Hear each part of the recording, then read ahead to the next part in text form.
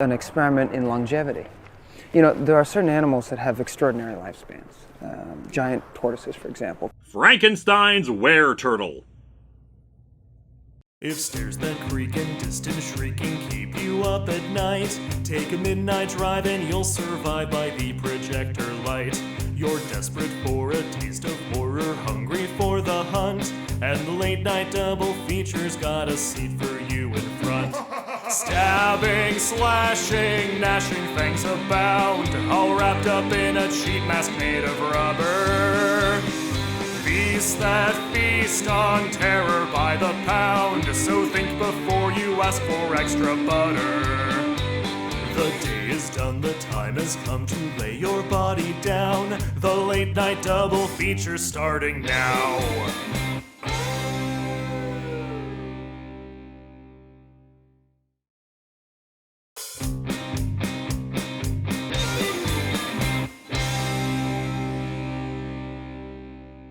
It's after midnight somewhere, so welcome to the Late Night Double Feature. I'm Clive Sinclair, and it's Found Footage Frankenstein Night. We're going to look at the Modern Prometheus in a very unique way, through the lens of found footage. And as such, let's start shaking the camera around a bit with our first feature, the Frankenstein Theory.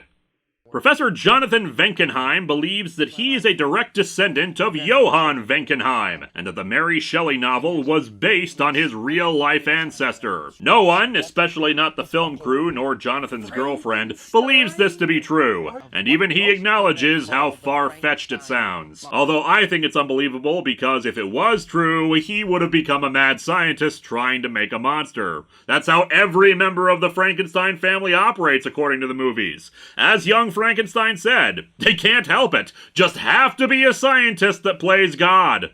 Still, the director of the documentary about him, Vicky, is an old friend of Jonathan's and needs the job documenting the quest. The crew goes into the polar regions of Canada because Jonathan believes that the Frankenstein monster is still alive, and finding it will prove once and for all his theory is correct. They hire a local guide and travel farther and farther north, and indeed prove the monster is real. Namely because the monster keeps killing them one by one. Eventually, it's down to Jonathan and Vicky. Jonathan attempts to appeal to the monster's humanity, but ends up being torn apart. In our final moment of the film, the monster grabs Vicky and takes her off to God knows where, leaving the camera to play the end credits. The movie is not terrible, but for some it might be disappointing because the monster only appears at the very end, and it's not particularly impressive. Basically just a big caveman in furs. Instead of trying to constantly have the monster attacking all the time, the movie takes a more Jaws-like approach. Or if we're comparing to another found footage movie, Blair Witch Project approach. Trying to build suspense based on noises, as opposed to anything we can actually see. And indeed, our own imaginations are going to be superior to anything they can show us. And considering the final reveal of the monster's appearance, that was probably a good call.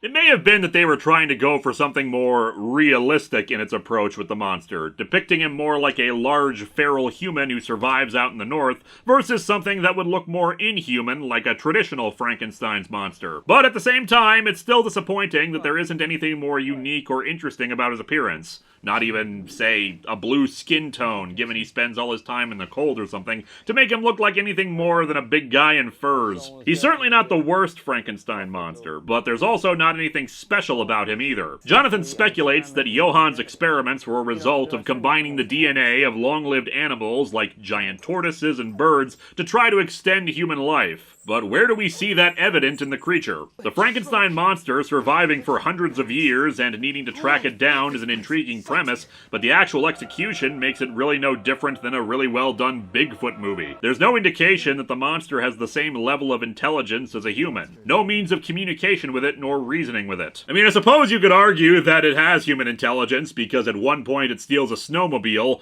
but it doesn't really make that big of a difference.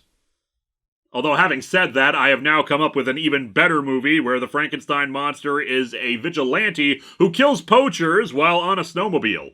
The film's second half is honestly better than its first, primarily because that's when the monster is stalking them and there's suspense, intrigue, and character development. The first half lacks the same tension, and as a result, the movie tries to compensate for that poorly. The problem with doing a found footage movie focused around chasing a monster like this is that found footage often relies on jump scares more than any other horror subgenre. So suddenly, this film has a few really ludicrous, unnecessary scares. At the start, when the documentary crew is on their way to Jonathan's house, they almost run over a guy and he screams at them to get out of the car as if he was going to attack them. It is never brought up again, it is not foreshadowing for anything, it's merely there for a jump scare. Although how great would it have been if it turned out that there was never a Frankenstein monster chasing them at all? It was just one angry guy that they almost ran over at the start, like a Frankenstein version of the movie Duel.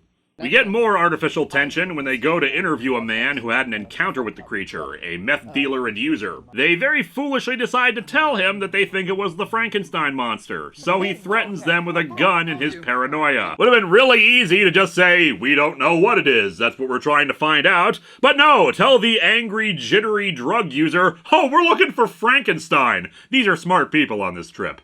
While the other purpose of scenes like this are to establish the slightly shaky foundation of evidence that Jonathan has, few people would be walking into a movie called The Frankenstein Theory with a big monster on the front cover without thinking they'd get Frankenstein, even with a lack of preceding evidence. It ends up being more like padding and just there to get some scares in before the monster. And while one could assume some padding, given it being a found footage movie, the very beginning of the movie betrays that conceit. It makes the mistake that some found footage movies make when it's intended to be done in a faux documentary style. Namely, that all the documentary stuff is front-loaded and all the rest is found footage. We have cutaway shots to pieces of artwork and some dramatic music over a montage of Jonathan getting ready to leave. It's like the editor was abducted by the monster while in the process of putting together the finished product, so they released what they had done and called it a day. Going back to the Jaws comparison, the movie has its own Quint, named Carl. He serves as their guide to the frozen north, and he makes a strong first impression. While the rest of the crew have been complaining the entire time about how cold and frigid it is,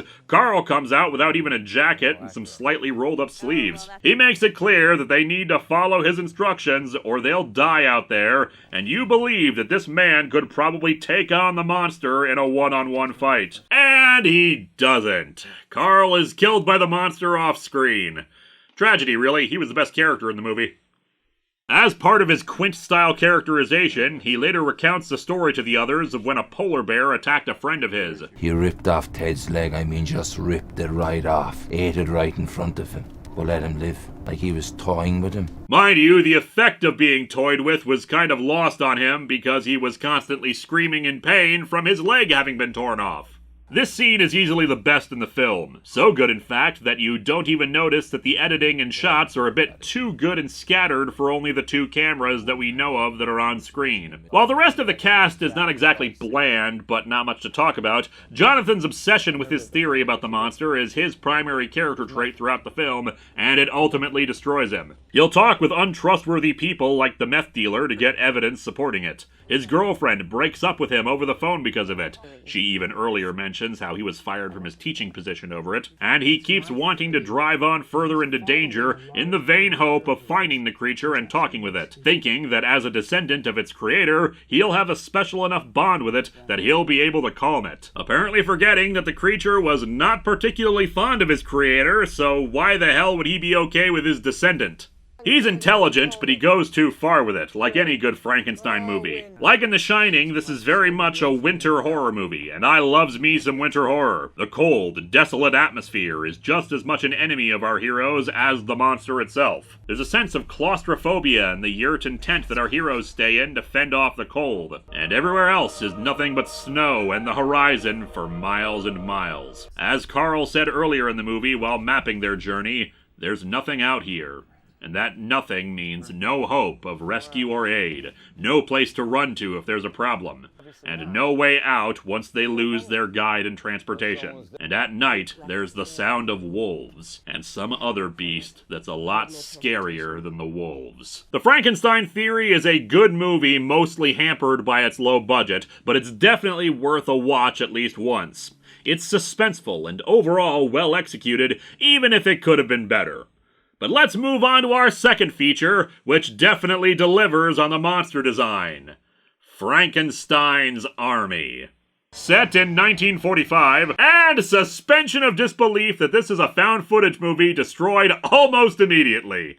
Yes, it's just something you have to move past with this movie. The fact that despite a mirror revealing a camera that looks appropriate to the time period, this is very much crystal clear HD footage and sound for what is meant to be a portable camera in World War II. Portable cameras did exist at the time, but they were not widescreen, they did not record sound, and they were not in color. At the very least, the movie probably should have been in black and white, enhancing the horrific elements later in the film, and give some more tin or muffling to the sound to make it seem more authentic to the period. At one point, they acknowledge that it's an unusual camera and it has a separate microphone, but it's still too good of a quality for what it is. One thing you can say about those old cameras, though, they really can record day for night. Anyway, the plot. A Soviet reconnaissance team are traveling through Germany in the final days of World War II. Accompanying them is Dmitri, a cameraman recording footage for propaganda films. While investigating a distress call, they come across some strange, inhuman remains and a cemetery where all the bodies have been exhumed. Much worse, inside of a church that's been converted into some kind of factory, they discover a mutilated person who has had mechanical components fused to its body. It kills their leader, and their outgoing signals to call for help are jammed.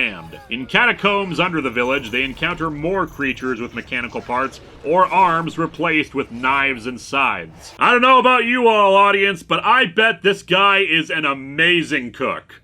After a few encounters with the monsters, Dmitri reveals that he's actually a high-ranking officer who was sent out here in secret to try to locate Dr. Frankenstein, the camera actually intending to be a record of everything he found in case they have to kill the good doctor. The distress call was faked by him to get them going in this direction, and he was the one jamming their signals. He outranks the remaining team members, so they're forced to follow his orders as he insists on pressing on to capture Frankenstein. However, they quickly decide that they're not interested in being in this movie anymore, and dump him down a chute right into Frankenstein's lair. For the next 10 minutes, Dmitri goes through the lair, seeing horror after horror, until the good doctor finally captures him. He forces Dmitri to record his work as a record of what he's doing. Probably a good idea. You're gonna need some good PR to sell people on this whole create steampunk cyborg zombies thing.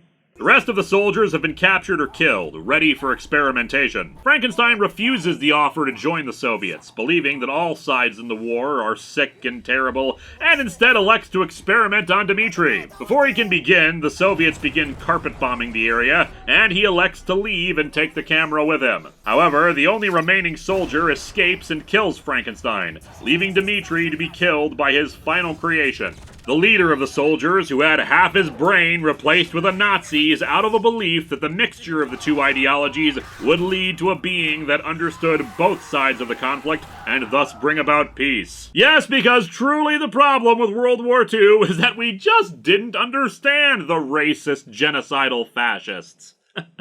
But hey, who's the real monster here? The nightmarish creations of Frankenstein or the Nazis? Trick question, they both are.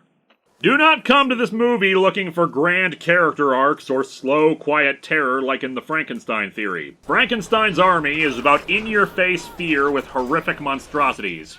In fact, that's probably one of its smaller flaws, particularly relating to it being a found footage movie. Often the monsters will scream directly into the camera, and it gives the effect of more like being in a video game cutscene than a film. The amazing practical effects and monster designs are the stars here. Character dynamics and histories are set up for a couple of the Soviets, but they lead nowhere. And rest assured, the practical effects here are top-notch. These creatures are gorgeously horrible. It reminds me of John Carpenter's The Thing, only instead of pieces of flesh of various creatures fused together to create memorable monsters, it's mechanical components and metal fused to flesh that make these beings into incredible and yet still believable monsters. Some of the monsters more resemble robots, since they lack recognizable human features like faces or even heads, while others clearly are humans that have had terrible things happen to them. Most horrific is probably the woman whose head has been attached to what looks like a teddy bear, seemingly for no reason other than for experimentation. Now, you may be wondering why Dr. Frankenstein sewed a woman's head to a stuffed animal, and to that I say, who has the doctorate here? One of the creatures is a woman who acts as his nurse or assistant. There's no dialogue for her, and she's more a background player, but she's one of the few monsters that still has recognizable human characteristics. It makes me wonder, especially with the long component coming out of her head, if this is supposed to be this movie's take on The Bride. And yet others, you have to really tilt your head and wonder what exactly Frankenstein was trying to accomplish in his design. You have a cauldron or something on legs that acts as a mobile table for the doctor, yet another that just has a propeller on its front that apparently bursts into flames if you cut one of its tubes. On one side, you have creatures very clearly intended as soldiers or guards, stronger than normal people with knives and scythes, while on the other side, you have Frankenstein pondering, what if I put a jet engine on a Tickle Me Elmo? There are no heroes in this story. The closest you get is a Polish man who takes over the team when their original leader is killed by some of the monsters, who seems more reasonable and sympathetic, especially given his backstory. Sometimes he will berate the stupid, violent, hateful actions of this guy, who I have nicknamed Russian Ilnage, and if you don't know who Ilnage is, then I pity you. He's the man who made the theme song to this show. Clearly his American counterpart is a much better person. But especially after the reveal that Dmitri lured them into this death trap, he seems on board with everything horrible. And the Soviet leadership deliberately sent Dmitri out to bring Frankenstein back alive, even knowing the horrific things he was doing. Only the Nazis would think of something like this. And yet, the heroes are perfectly happy to sacrifice children, murder people who cooperate with them, and just in general be as unpleasant and cruel as possible. Even those who garner more sympathy have equally horrific fates awaiting them.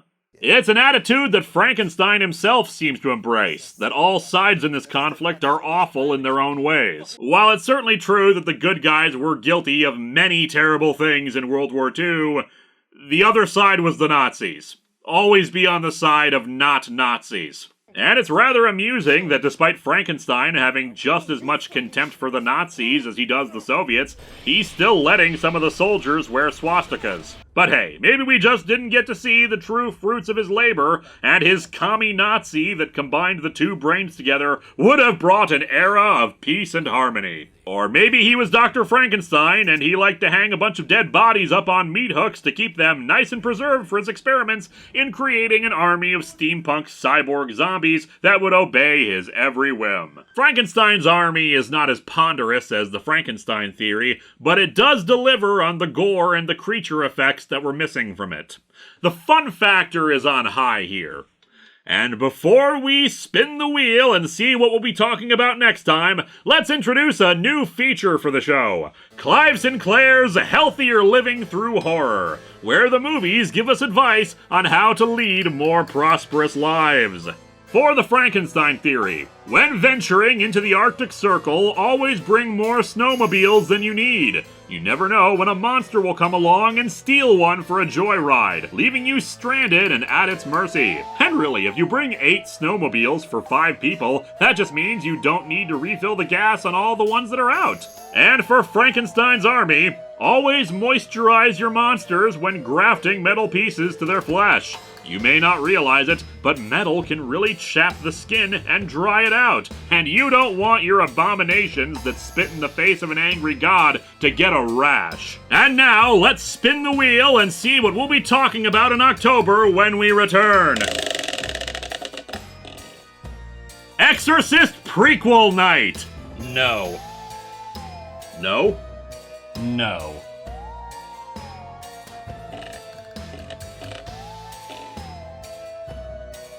Ah. When we return in October, it's American Ring Night. And in November after that, it's Exorcist Prequel Night. Until then, I'm Clive Sinclair, and it's just after midnight somewhere.